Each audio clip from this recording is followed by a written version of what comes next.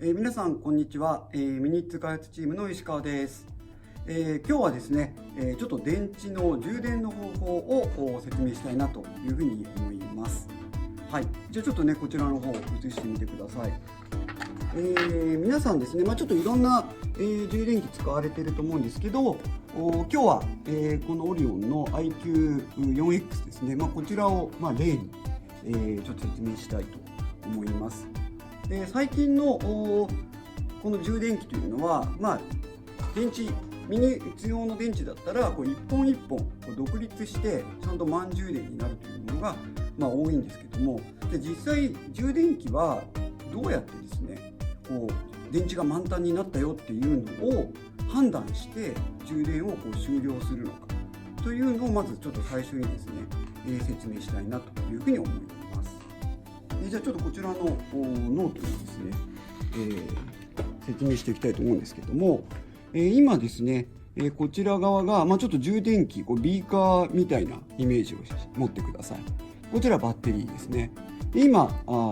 空っぽなんですけど、まず最初ここにストッパーが入っている。でここに充電器側に水が入っているというふうに思ってください、ね、でここのバッテリーは今空っぽです。これね今イメージなんで実際には違うこともありますが、このイメージを持ってもらうとバッテリーを安全に正しく使っていただけるかなと思います。ここのですねじゃあストッパーを取りますと、ね、これは水が流れて、ね、このビーカーに溜まり始めると思うんですね。ここまではね OK かなと思います。でもねこれ水位がこうやって上がっていくともちろんこっちは減っていきますので、ね、これ何が起こるかというと水位が同じになったところで止まる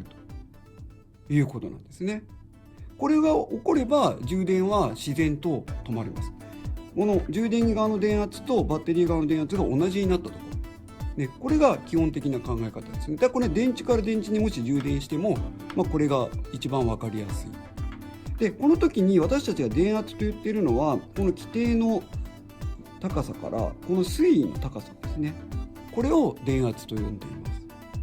す。なので簡単に言うと、ちょっともう一回ビーカー空っぽの状態を考えた時にこうつなぎました、ね、満タンまであるここの、ね、電圧差こっち0だからここが差が大きいとたくさん電気が流れるんですね。でもだんだんこれ水位が減ってこっちも逆に上がってこの差が近づくと流れる水の速さというのは遅くなっていくので充電する速さも遅くなっていっちゃうわけですね。じゃあ実際これ充電器で、例えば 0.5 アンペアっていうのが、単位なんですけどこの流れる速さなんですね。充電器は、コントロールして一定の流れを作っています。じゃあどうやって作っているのかなというと、これ簡単にすると、こんな感じになっています。でここにですね車のパンタグラフジャッキのイメージが入ってるんですけど、ね実際これ充電器だから減るわけじゃないんですがちょっと電圧の説明のためにこういう分かりやすさを出しています。でね最初ここに電圧があります、ね、で水が流れて溜まり始めます。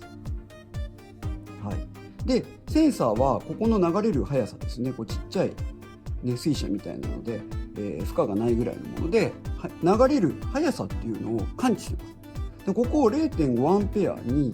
設定したら 0.5 アンペアに保とうというねこれコンピューターが制御してくれるんですけど、何を制御してくれるかといったら 0.5 アンペアに流れるようにここの電圧の差をこのパンタジャッキを上げ下げして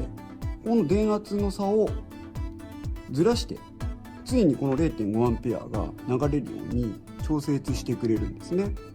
なのでじゃあここで水位がこうやって上がっていっちゃいます、ね、これだとここの差が少なくなってしまうんで 0.5 アンペア流れるように、ジャッキを伸ばして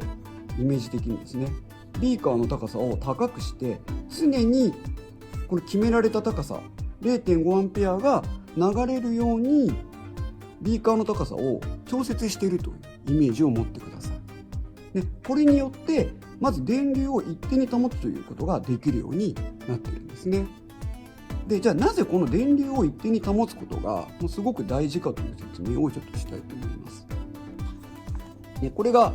ちょっとグラフになるんですけども、ちょっとスタートがここで右側が、時間ですね。そして上が電圧になります。この電圧というのはこのビーカーの高さのことですね。高さを上げていった時にこれ厳密に言うといっぱいになっていくとですね、どんどんこの差を開いていかないとこの 0.5 アンペア流れなくなっていくので、そこをちょっと見ていきたいと思います。でまず電池って大体空っぽだと1ボルトとか、それぐらいのところからスタートしていきます。で空っぽの電池を接続して、そして、ビーカーの水をスイッチを開けると、でこれ家庭は 0.5 アンペアにじゃあセットしたとき、一定の電流にコンピューターが制御しようとすると、スタートしたときは1ボルトなんですけど、そこからどんどんですね、もうちょっとこういう感じかな、電圧がこう上がっていくんですね。でこれが 0.5 アンペアを保持するためにどんどんビーカーを高くしていくイメージですね。コンピューターがどんどん上がっていきます、ね。そして、1.2 ボルトをもう超えて、普通基準のニッケル質電池は、電圧が 1.2 ボルトなので、上がっていきます。そしてだんだんこれ頭打ちになるんですね。頭打ちになるということは、それまでビーカーの高さをどんどん高くしていたのに、なぜかビーカーをそのままでも電気が流れるようになるところがあるんですね。でこれが何が起きているかというと、この電池の中で、満充電になってくると中にガスが発生してくるんですね。でそのガスが発生してくると中の抵抗が下がって、電気が流れやすくなります。そうすると今度驚いたことに、これ今までどんどんビーカーを上げていっていたのに、急に電流が流れやすくなっちゃうんですね。そうすると今度慌ててビーカーの位置を今度コンピューターは下げます。なんでこれ 0.5 アンペアでいいのに 0.6 アンペア流れそうだよってなったら、慌ててビーカーの位置を下げていくので、そうすると今度ここ下がっていくんですよ、なんと。でこの下がる時っていうのはもう過充電になってます。で通常ここの単位、ここが、例えば電池が劣化するとここ高くなってくるんですけど、1.38 ボルトとか3080ボルトとかになるんですけど、例えばそうするとここの下がった値、ここをマイナスデルタ V というふうに言っています。ピークから下がった電圧っていう意味ですね。でここをだいたい4から5ミリボルト1本あたり下がったところで、コンピューターはカットします。そうすると充電が終了するんですね。なんですけども、すでに実はこの時ってもう過充電になっているので、若干ここからガスが安全弁が開いて余分なガスを噴出したりします。でその時に、弁が開きやすいものは、中から、ちょっと液漏れが起きてしまうというような、感じなんですね。ですのでまずはここのマイナスデルタ V というのが、起きてる時はもうちょっと過充電気味になっているよという形なんですね。でだいたいこの4ミリから5ミリボルトで、設定されているわけなんですね。でこれがですね、この IQ4X とかだと、改造することもできます。改造というか値を変えることができまして、深くすることができるんです。これ深くっていうのはこっちに行くことを深くと呼んでるんですけど、例えば6ミリボルトにしたり12ミリボルトにしたりするんですけども、どんどん過充電になっていくので、非常にバッテリーも傷みますし、使えるサイクルが短くなるんですが、もう決勝のレースでもうこれ1回だけでもハイパワー出したいっていう時にはこれ深くしてあげるとパンチが出るんですけど、そういうデメリットがあるし危険であることは必ず認識した上で、ちょっと設定していただきたいなというふうに思います。であとこの電流っていうのがどれだけの速さで充電するかという形ですね。そして、じゃあ今回ちょっとご紹介したいのが新しく出るこちらですね、スピードハウスの 800HV というのが出ます。それから以前出してたこっちのオリオンの 800HV というのがあるんですけども、これは京商がオリオンから輸入していたもので、こちらのスピードハウスの方は京商が直接工場にお願いして作ってあげてるんですけども、基本的には基本コードは同じもので、電池の工場自体もこれ同じなんですね。ですので基本性能はちょっと同じだったんですが、ちょっとこれ電池というのは結構季節的にですね作るとやっぱり同じ性能にはできなくて、ちょっと皆様からお叱り向けてるんですけども、ちょっと、800HV オリオンのですね、液漏れしやすいというのは、いただきましてですね、ちょっと充電器が、汚れた方は本当に申し訳ないなということです。でそれを、漏れにくくしたものが、この 800HV なんですけども、先ほどのそのマイナスデルタ V を間違えて深くしてしまったりとか、あと電流が多いとやはりどっかの時点では液漏れはします。ただ前のものよりは、強化はされておりますという形なんですね。じゃあどういうふうに充電したらいいのかということで、ちょっとご説明なんですけども、ちょっとこれパッケージ寄れますか。一番大事なのがここなんですけど、これ最低容量ミニマム容量が 750mAh なんですね。で標準の充電は 80mAh で15時間充電してくださいっていうのがもう一番寿命も長くて安全に使えるところです。でこれがですね 80mAh というのは、0.08 アンペアです。はい、なので本当に少ない。だから15時間かかります。でもこんなに待ちきれないので、一応これ電池メーカーの保証範囲は 0.5 アンペアです。ですので、メーカーも京商もですけども、基本的には、マックスは 0.5 アンペアまでの充電で基本的には使っていただきたい。でそれより高い 0.8 アンペアとか1アンペアで使っていただくと寿命も短くなりますし、少なからずとも安全弁が開きやすいので、ガスが漏れたりとか、液漏れしやすい状態で使っているという認識は持っていただきたいですね。ただレースでどうしても使う時っていうのはみんな勝ちたいんで、ちょっとねその電流多めに充電したくなると思うんですけども、それも、例えば 0.8 アンペアとかですね、1アンペアで使っていただくと寿命も縮めるし液漏れしてしまうということはリスクを確認して認識していただいた上で、使ってほしいなというふうに思います。ちょっとじゃあ実際の設定をちょっと見ていきたいと思うので、ちょっとこちらの IQ4X を例にいきたいと思います。ちょっとこれ1個セットしてみますけども、これセットすると電池の種類を聞いてきますので、NIMH、ニッケル水素電池ですね。これ1回押していただくと、次チャージにしますか、ディスチャージに、リフレッシュですか、サイクルですかとか聞いてきますけど、充電したいときはチャージを選びます。そうすると、標準ではこれ 0.5 アンペアがセットされてますので、もう本当に普段練習されるときは、これ以上の電流にしないことがとても大事です。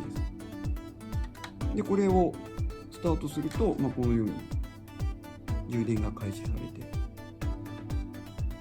でこれが入る容量、今これ1ミリアンペアアワーズ入ったよっていうことですね。はい。でこれ2で増えてきますね。はい。で一回ちょっとやめますね。でこの充電器は非常にプロフェッショナルな充電器ですので、電池を入れていただいて、入れたチャンネルですね、長押ししていただくとセッティングモードに実は入ることができます。そうするとここに、5って出てるんですけども、これが先ほどのマイナスデルタ V のこの 5mV の値ですね、ピークまで上がって下がるところがこれ 5mV ですよという表示なんです。これ実は減らすと電池浅くなるので電池を傷めないので、長く使いたい方はこれ4にしていただくとか、4までしかないんですよ。これ4にしてください。はい、で逆にこれ増やしていくと10っていうのはもうこれ倍になるので、相当深いです。例えば昔全日本選手権とかで、こういう設定で使う時もあるんですけど、本当にバッテリー1回とか2回とかでもう終わってもいいよっていうぐらいの設定だと思っていただいた方がいいです。これ30とかできるんですけど、壊れるんでバッテリーがやめてください。これ絶対持たないです、バッテリーが。